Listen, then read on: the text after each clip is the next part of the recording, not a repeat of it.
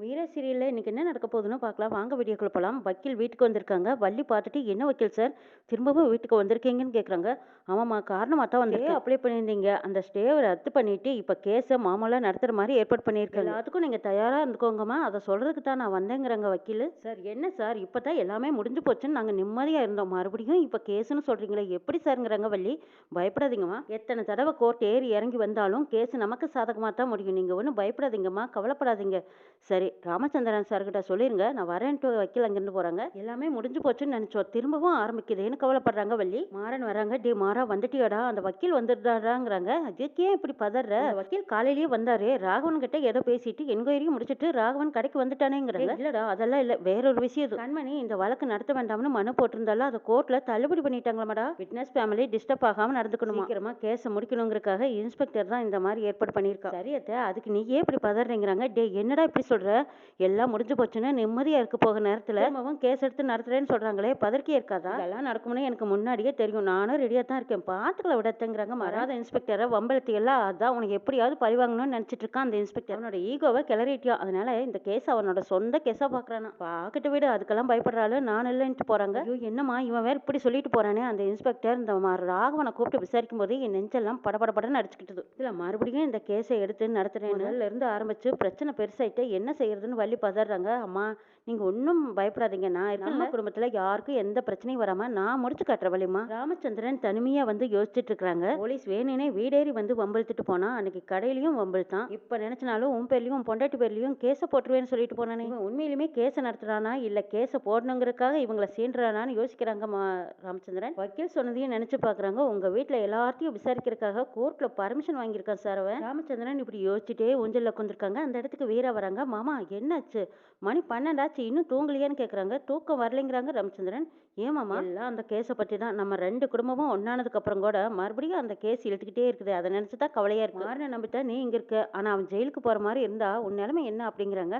மாமா, அவன் ஜெயிலுக்கு போகிற மாதிரி இருந்திருந்தா அவன் எப்பவே போயிருந்தான், உங்களுக்கு மருமகளா இங்கே வந்திருக்கவே மாட்டேங்கிறாங்க வீரா. இருந்தாலும் பிரச்சனை முத்திக்கிட்டே போகுதுங்கிறாங்க ராமச்சந்திரன். நீங்கள் ஒன்றும் கவலைப்படாதீங்க, இறந்தது எங்கள் அண்ணன், ஆக்சிடென்ட் பண்ணது என் புருஷன், இதுலேருந்து எப்படி வெளியில் கொண்டு வரணுங்கிறது எனக்கு தெரியுமாமா. எப்போ பார்த்தாலும் இதை நினச்சி கவலைப்பட்டுக்கிட்டு தூக்கம் வரல, சாப்பிட முடியல, இப்படியெல்லாம் ஏதாவது சொல்லிக்கிட்டு இருந்தீங்கன்னு வச்சுக்கோங்க, நானே உங்களுக்கு ஃபாரின் டூர் புக் பண்ணி எங்கேயாவது உங்களை வெளியில் அனுப்பிச்சிடுவேன் பார்த்துக்கோங்க. எப்போவுமே கடை ஃபேமிலின்னு இருக்கிறதுனால தான் நீங்கள் இப்படியெல்லாம் நினச்சிட்டு இருக்கீங்க. கொஞ்ச நாளாவது கடையை விட்டுட்டு இந்த ஊரை விட்டுட்டு வெளியில் போனீங்கன்னா கொஞ்சம் நிம்மதியாவது இருப்பீங்க. ஏற்பாடு பண்ணட்டுமாங்கிறாங்க வீரா. ஐயோ அதெல்லாம் வேண்டாமா, சந்தோஷமா இருங்க, நீங்கள் இப்படி புலம்புறதை நிறுத்திட்டு பேசாமல் போய் அமைதியாக நிம்மதியாக தூங்குங்க மாமா, போங்க. அப்படி இல்லைன்னா உங்கள் தங்கச்சியை எழுப்பி விட்டுட்டு உங்கள் தலைக்கு மேலே கோர வச்சு போட்டு உங்களை தாளாட்டு பாட வச்சிருவேன் மாமா. மாமா ரொம்ப கொடுமையாக இருக்குமாங்கிறாங்க. இல்லை இல்லை, என் தங்கச்சி நல்லா தான் தாளாட்டு பாடுவோட உங்கள் பாசமலர் தங்கச்சியை விட்டு கொடுக்க மாட்டீங்களே. சந்தோஷமா இருக்கிறத பார்க்க ரொம்ப நல்லா இருக்கு, இப்படியே இருங்க மாமா. சரி டைம் ஆயிடுச்சு, நீங்க போய் தூங்க போங்க அப்படின்னு சொன்னதும் ராமச்சந்திரன் சரின்னு போய் தூங்க போறாங்க. அடுத்த நாள் காலையில எல்லாரும் உட்காந்து சாப்பிட்டுட்டு இருக்கிறாங்க. அப்ப மாறனுக்கு ஒரு கொரியர் வருது, அதை கார்த்தி போய் வாங்கிட்டு வராங்க. டே கார்த்தி, அது என்னடா, என்ன கொரியர் சொல்லடான்னு கேக்குறாங்க ராமச்சந்திரன். மாறனை ஒரு நாள் ரிமாண்ட்ல எடுத்து அவனை விசாரிக்கிறதுக்காக கோர்ட்ல ஆர்டர் வாங்கியிருக்காங்கன்னு சொல்றாங்க.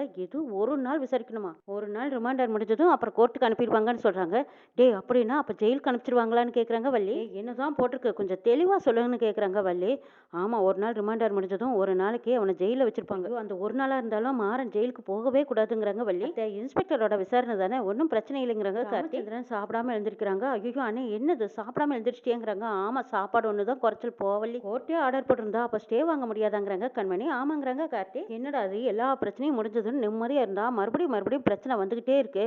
என் பிள்ளைய தூக்கி ஜெயில வைக்க கூடாதுடா, அவன் ஜெயிலுக்கு போக கூடாது. கார்த்தி, அந்த விஷயத்த சொல்றதுக்கு இதுதான் நேரமா, ஏதோ லெட்டர் வந்திருக்குன்னு சொல்லி எடுத்துக்கிட்டு உள்ள போக வேண்டியதானே, நேரம் தெரியாம எல்லாத்தையும் டென்ஷன் படுத்திட்டு இருக்குங்கிறாங்க மாறன். டேய் அப்படி இல்லடா, இது அப்படின்னு கார்த்தி இழுக்கும்போது, டேய் ஒரு நாள் தானே என்னை கொண்டு ஜெயில் அடிச்சதுனால நான் ஒன்றும் செத்து போயிட மாட்டேன். மாற என்ன நினைச்சிட்டு இருக்கிற, ஏன்டா இப்படி எல்லாம் பேசுறேன்னு கேக்குறாங்க வள்ளி. அத்தை, முதல்ல சாம்பார் ஊத்து, எதுக்கு எடுத்தாலும் அழுதுகிட்டே இருக்காத வீரா, நீ போய் ஆம்லெட் போட்டு எடுத்துட்டு வாங்குறாங்க.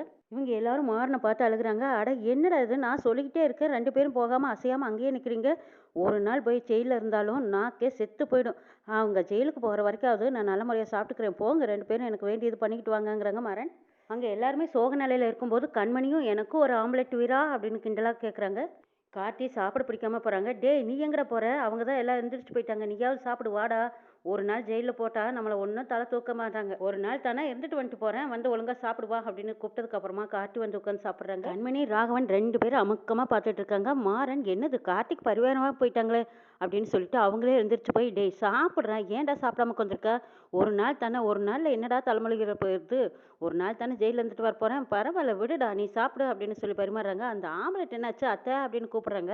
அந்த பக்கமாக வள்ளி நின்று அழுதுகிட்டே நிற்கிறாங்க. அத்தை நீ அழுதுகிட்டு இருக்கிறதெல்லாம் கோர்ட்டுக்கு கேட்காது தெரியாது, நீ பேசாமல் வந்து சாப்பிட்டு போய் படுப்போம் அப்படிங்கிறாங்க. விளையாட்டு பிள்ளை மாதிரி இப்படியே பேசிட்டு இருக்கானேன்னு பார்க்குறாங்க வள்ளி. சாப்பிட்டு முடிச்சதும் ரூமுக்குள்ளே வந்ததும் ட்ரெஸ் எல்லாம் நிறைய எடுத்து வச்சு இதை போடலாமா அதை போடலாமான்னு யோசிக்கிறாங்க மாறன். இல்லை ஜெயிலில் ஒரு நாளைக்கெல்லாம் நம்மளுக்கு யூனிஃபார்ம் தர மாட்டாங்க, அதனால நம்ம கெத்தாக இருக்கணும் இல்லையா, அதை எந்த ட்ரெஸ் போடலாம்னு யோசிச்சுட்டு இருக்கேன். ஒரு ட்ரெஸ்ஸுமே செட் ஆக மாட்டேங்குது எனக்கு, நீ வேணா புது ட்ரெஸ் எடுத்து தரியா வீரா? அடியே ஏண்டி முறைக்கிறேங்கிறாங்க. இங்க பாருடா எங்க அண்ணனுக்கும் உனக்கும் முன்பகை இருந்துச்சு, அதனால தான் இடிச்சேன்னு என்கிட்ட ஏதோ உளறிக்கிட்டு இருக்க பாரு, அந்த மாதிரி எல்லாம் நீ போய் சொல்லிட்டு இருக்க கூடாது. என்ன நடந்ததோ அதை மட்டும் சொல்லு, போலீஸ் கிட்ட எல்லாம் உளற வேலை வச்சுக்காதடா. எது ஆக்சிடென்டா? என்ன நான் உளறேனா?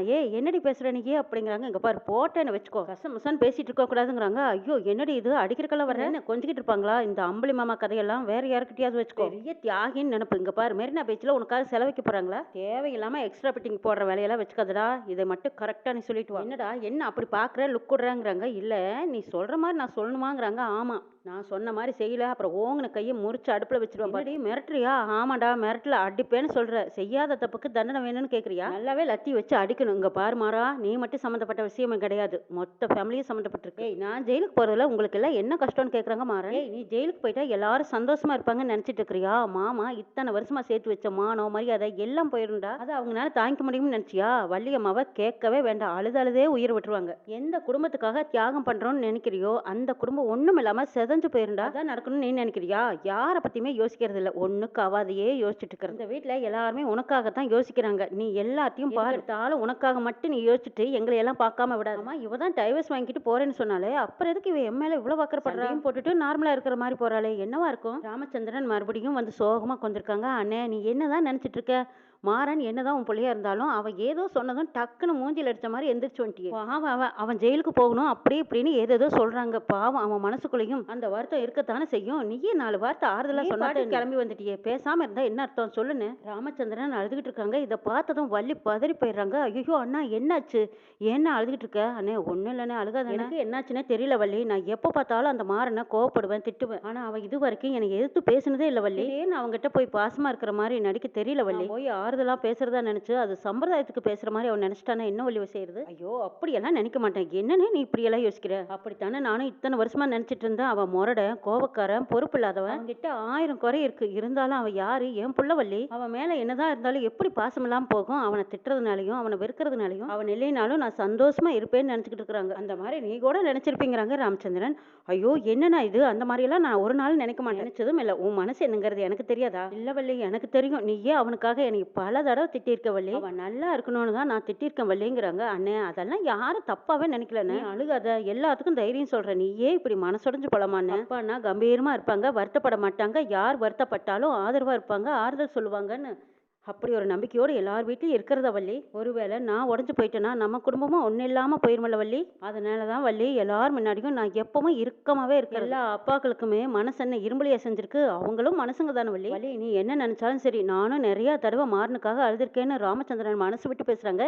இது அந்த பக்கமா நின்று வீராவும் கேட்டுட்டே இருக்காங்க. உள் மனசுல இவ்வளவு பாசத்தை வச்சுக்கிட்டு பையன் பேர்ல பாசமே இல்லாத மாதிரி இருந்தாரு. இந்த குடும்பமும் இந்த மனுஷனும் மனசார உடையக்கூடாதுன்னு நினைக்கிறாங்க வீரா. இவ்வளவு பெரிய சதி வேலைக்கு பின்னாடி கண்மணி தான் இருக்கிறான்னு தெரிஞ்சிருந்தும் எதுவுமே செய்ய முடியாம இப்ப மாறனும் ஜெயிலுக்கு போக தயாராயிட்டாங்க. அங்கிருந்து எப்படி வீரா கூட்டிட்டு வராங்கன்னு நாளை பார்க்கலாம்.